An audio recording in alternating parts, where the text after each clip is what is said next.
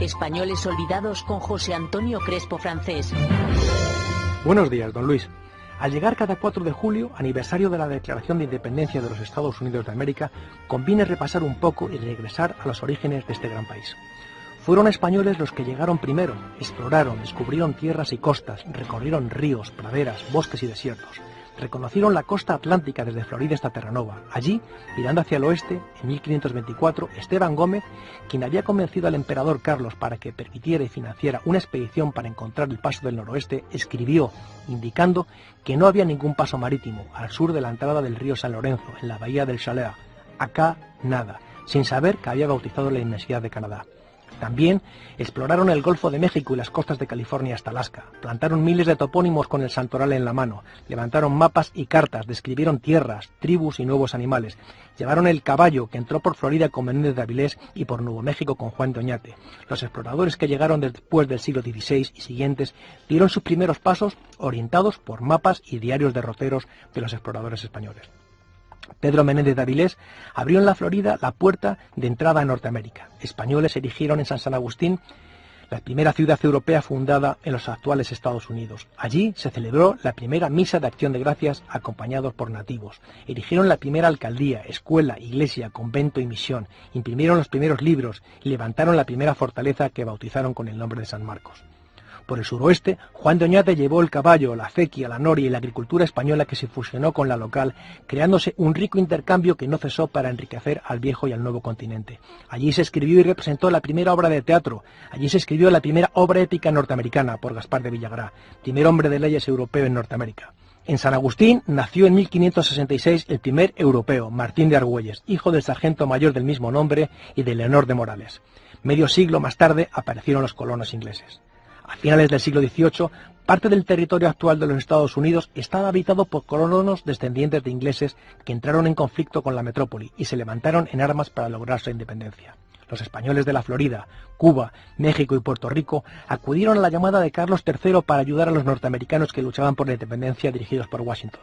En las 13 colonias norteamericanas había casas comerciales de españoles, tanto novohispanos como cubanos, que realizaban negocios y cuya moneda, el peso duro español, el dólar de los pilares, fue la primera moneda e inspiración del dólar norteamericano. Los criollos españoles Juan Miralles y Eligio de la Puente formaron una red de agentes mediante la cual las tropas de Washington conocían los movimientos ingleses, empleando como corredor libre de enemigos la Luisiana, en paralelo a las 13 colonias, puesta a disposición por los españoles y Bernardo de Gálvez, quien conocía las necesidades e intenciones del ejército continental y las transmitía a España, desde donde llegaban a Washington armas, equipo y sobre todo millones de pesos duros de plata.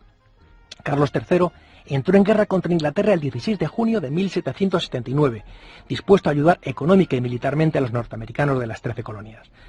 Antes, desde la declaración de guerra de España, ya ayudaba a los norteamericanos a través de Bernardo de Gálvez. En 1777, Benjamin Franklin, representante norteamericano en Francia, pidió la ayuda secreta a España, obteniendo 215 cañones de bronce, tiendas, granadas, 30.000 mosquetes, bayonetas y uniformes, balas de mosquete y 300.000 libras de pólvora. Franklin, agradecido escribió una carta al conde de Aranda, dando las gracias por toda la ayuda, de la que posteriormente recibió 12.000 mosquetes más enviados a Boston desde España. Además, España dio casi 2 millones de pesos de plata. Las naves del comodoro norteamericano Alexander Gillion eran reparadas y artilladas en el Real Astillero de La Habana. El gobernador de Luisiana, Bernardo de Gálvez, y su hermano José de Gálvez estaban al tanto de todos los movimientos. El plan de Gálvez era claro: tomar el delta del Mississippi, para que los ingleses no pudieran moverse por el río y llevar refuerzos a sus tropas encerradas en el campo atrincherado de Yorktown. Controlar el Caribe, tomando las bases de la Marina Británica, conquistar Pensacola y los puestos fortificados de los ingleses en el delta del Mississippi y tierra adentro hacia el norte, a lo largo del río. Fortalecer al ejército continental de Washington para facilitar su victoria. En una serie de acciones resolutivas venció a los ingleses en Manchac, Panmure de Natchez, los puertos de Thompson y Smith, Baton Rouge, Fort Charlotte y Movila. Tomó sus fuertes y los desalojó completamente, al tiempo que aseguraba los pactos de alianzas con las tribus indias de la zona hostiles a los británicos. Una vez tomado el delta del Mississippi y los fuertes, los ingleses de Yorktown no podían recibir refuerzos y tampoco atacar a Washington por la retaguardia. Luego tomaría Pensacola, guarnición británica fortificada. En La Habana reunió las fuerzas. Tras un primer paso, alistó rápidamente una segunda expedición. Allí embarcó las fuerzas regulares españolas acompañadas del Fijo de La Habana, el batallón de pardos y morenos y tropas auxiliares. La toma de Pensacola se realizó en 2 meses, desde abril a mayo de 1781. Los británicos tuvieron 500 bajas y los españoles alrededor de 200. El general británico John Campbell y el almirante Chester, capitán general y gobernador de West Florida, se entregaron junto con sus 1.113 hombres y todas sus banderas, artillería, pertrechos, junto con más de 300 norteamericanos de Georgia que apoyaban a las fuerzas británicas, tomándose 5 buques de guerra ingleses.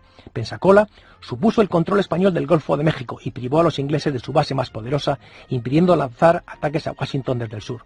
A mediados de 1781, en víspera de la batalla de Yorktown, librada de septiembre a octubre, Washington y su ejército se encontraban en condiciones deplorables, con sus arcas vacías. Los agricultores rehusaban suministrar alimentos por falta de pago, y lo mismo ocurría con el armamento y la pólvora. De Grasse, tras fracasar con sus gestiones para recoger dinero en la francesa Santo Domingo, fue a Cuba, donde las autoridades y las damas vendieron sus joyas donando 1.200.000 libras tornesas de plata.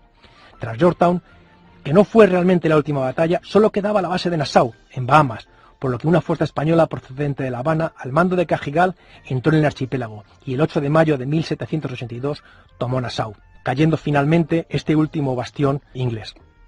A pesar de ello, los ingleses lanzaron la escuadra de Rodney contra La Habana, pero la defensa de Cajigal frustró los intentos de desembarco. El 3 de septiembre de 1783 terminó la Guerra de Independencia con la firma del Tratado de Versalles. Cada 4 de julio se recuerdan los nombres que llevaron adelante la heroica lucha de la libertad. Franklin, Washington, Adams, Jefferson, Jay, Madison, Payne, Hamilton. También vienen a la memoria Lafayette, Rochambeau, Toussaint, de Grasse, el polaco Kosciuszko y el general prusiano von Steuben. En cambio, no se menciona o se miran de reojo a Bernardo de Gálvez, su hermano el ministro José de Gálvez, o Juan María Manuel de Cajigal, o Francisco Saavedra, soporte financiero de la independencia norteamericana, Juan Miralles, amigo personal de Washington, que junto con Juan Eligio de la Puente desarrollaron labores informativas secretas y decisivas por la victoria. A ellos hay que sumar los que cayeron en el delta del Mississippi, en Pensacola o en las Bahamas, y de allí remontarnos a los intrépidos exploradores, a los misioneros que trajeron la palabra de Dios, a los que plantaron las primeras cruces y levantaron ciudades y pueblos, trajeron libros, leyes, conceptos y pensamientos, humanismo y filosofía. Ellos fueron también padres fundadores, y el día de la declaración de independencia merece que se les recuerde, y con ellos a todos los que con sus cuerpos y sus almas participaron para forjar la grandeza de los Estados Unidos de América, esa tierra de hombres libres, para que no sean los grandes ausentes en la gloriosa fecha del 4 de julio.